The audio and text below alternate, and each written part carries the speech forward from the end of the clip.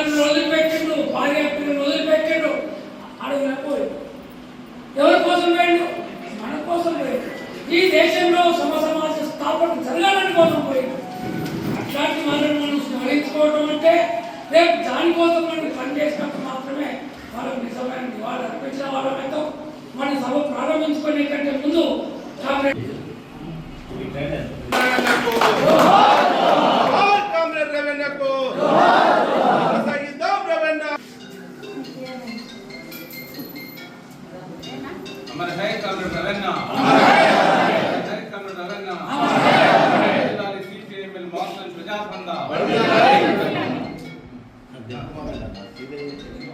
అది మన కిందకి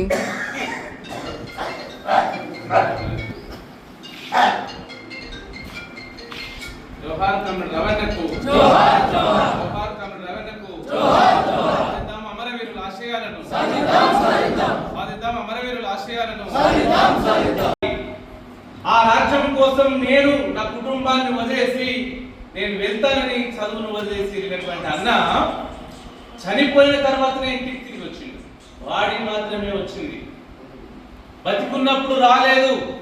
అందుకని ఈ 50 సంవత్సరాలు అన్నీ ఏం చేసిండు అనేది సమస్య. అది కదా మనం తెచ్చుకోవాలి. దానికోసం మేము మీటింగ్ పెట్టుకున్నాం. ఏడాదికి ఒకసారి పెద్దలకు కలిపేటోళ్ళు కుటుంబం ఏమనుకుంటది? నా కోసము మా అయ్య 10 ఎకరాల భూమి సంపాదించాడు, నాకు మా నాన్న మంచి పిల్లగాడితో పెళ్లి చేసాడు, మా సంసారానికి ఆయన లేకపోతే చాలా కష్టపడుతుంటే ఆయన పోయిన సందర్భంగా మేము దుఃఖం చాలా ఇంకా పోతలేదు అని చెప్పేసి జ్ఞాపకం చేసుకొని ఆయన మా కుటుంబానికి చేసినటువంటి సేవ అని మనం జ్ఞాపకం చేసుకుంటాం. కానీ 50 సంవత్సరాలుగా కుటుంబాన్ని వదిలేసి, ఊరును వదిలేసి, చుట్టాలను వదిలేసి ఈ సమాజంలో ఉండేటటువంటి శ్రమజీవుల శ్రమకు తగ్గ ప్రతిఫలం ఉండేటటువంటి ఒక రాజ్యం రావాలని మనలో చాలా మంది విప్లవం రావాలి అంటున్నారు కదా. విప్లవం అంటే ఏమి లేదు, కొత్త భాష అనుకుంటారు చాలా మంది. విప్లవం అంటే ఇప్పుడు ఉన్నటువంటి రాజ్యం కాకుండా ఇప్పుడు అంతా ఎవరు రాజ్యం మీద ఉన్నారు? చాలా పెద్ద పెద్ద కోటీశ్వరులే రాజ్యం మీద ఉన్నారు. రేవంత్ రెడ్డి పార్టీ అయినా, రేవంత్ రెడ్డి అయినా 100 కోట్ల మనిషి అయినా. నరేంద్ర మోడీ ఎవరు? వ్యాపారస్తులు, వైశ్యులకు సంబంధించినటువంటి పార్టీకి ఆయన పెద్ద నాయకుడు. గోమటోలకు సంబంధించినటువంటి వ్యాపారవేత్తలకు సంబంధించినటువంటి పేద పెట్టుబడిదారుల యొక్క ప్రతినిధి ఆయన. ఈయన కూడా భూస్వాముల ప్రతినిధి. ఎవరు? రేవంత్ రెడ్డి. అంతకుముందు దొర కేసీఆర్ ఎవరి ప్రతినిధి? వెనుమదొండ ప్రతినిధి.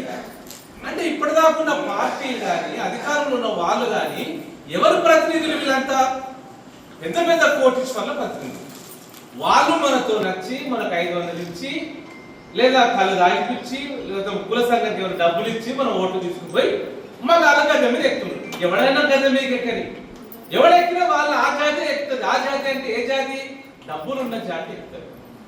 ఇట్లా 75 ఏళ్ళు అయిపోయి 80 ఏళ్ళ స్వాతంత్రం వచ్చిన నుంచి ఎవడైనా కైకిలోడు, ఎవడైనా పని చేసేటోడు రాజ్యం మీద ఉన్నాడా? లేడు కదా. అలాంటి రాజ్యం రావాలి.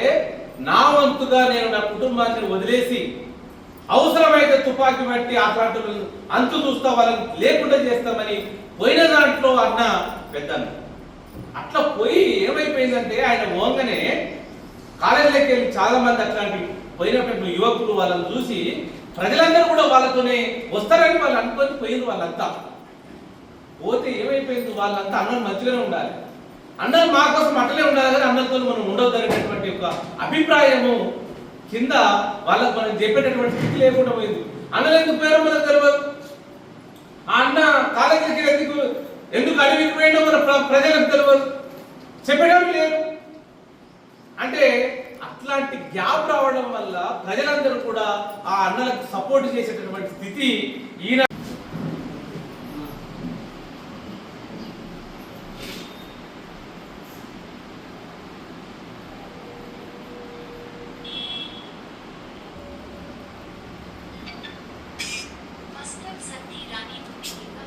जोहार कामरेड रवणको जोहार रवणको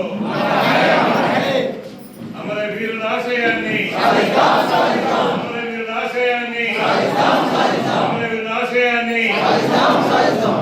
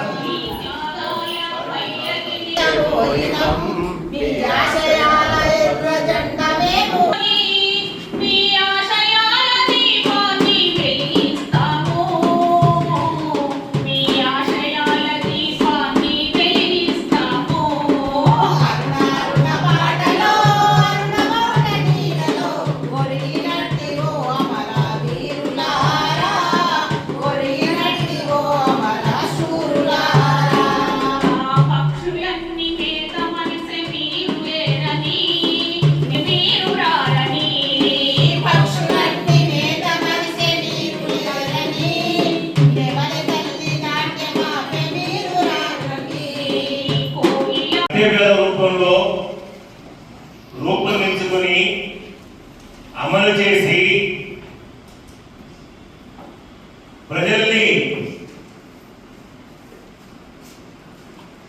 ఉద్యమం పట్టాలెక్కించాలి.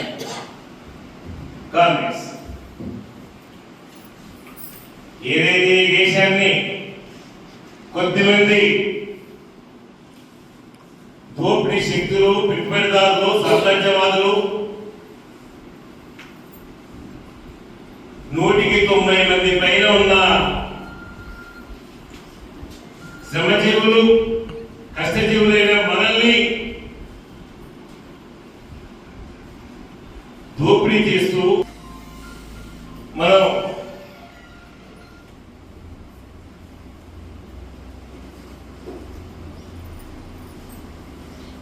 మనం పోరాడాల్సిన అవసరం ఉందని రవణ చెప్పాడు.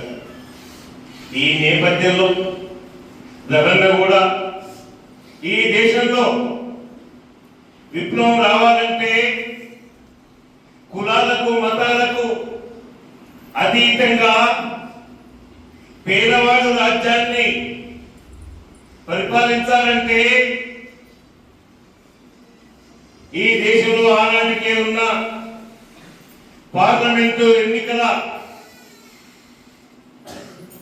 ఊబిలో ఉన్న సిపిఐ, సిపిఎం పార్టీలు ప్రజల చైతన్యాన్ని, ప్రజల పోరాట పటిమను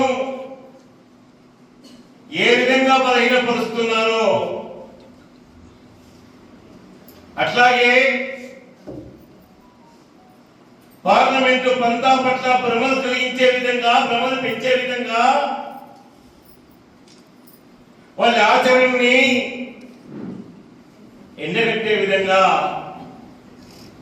నక్సల్బరీలో ప్రారంభమైన ఉద్యమానికి ఆకర్షితులై విద్యార్థి దశ నుండే ఈ దేశంలో సమానత్వం కోసం పనిచేయాలి, ఆ సమాజం కావాలి అని అన్న గవర్న ఉద్యమంలో దూకాడు. కానీ చాలా తక్కువ టైంలోనే ప్రపంచ విప్లవ అనుభవాల్ని, ఈ దేశ భౌతిక పరిస్థితుల్ని అంచనా వేసి వ్యక్తిగత హింసావాదం, ప్రజలు లేకుండా ప్రజల ఉద్యమంలో భాగం పంచుకోకుండా వ్యక్తులుగా అతివాద పోకడలతోని విప్లవానికి నష్టదాయకం వస్తుంది అని గ్రహించి ప్రజల్ని భాగస్వామ్యం చేసే విధంగా ప్రజాపంత విధానాల్ని రూపొందించాడన్న. అయితే ఆనాటి పరిస్థితి ఒకేసారి అతివాదాన్ని వ్యతిరేకించే స్థితి కానీ లేదు, సెంటిమెంట్ కానీ నాడు లేదు. అయినప్పటికీ పార్టీ నిర్మాణంలో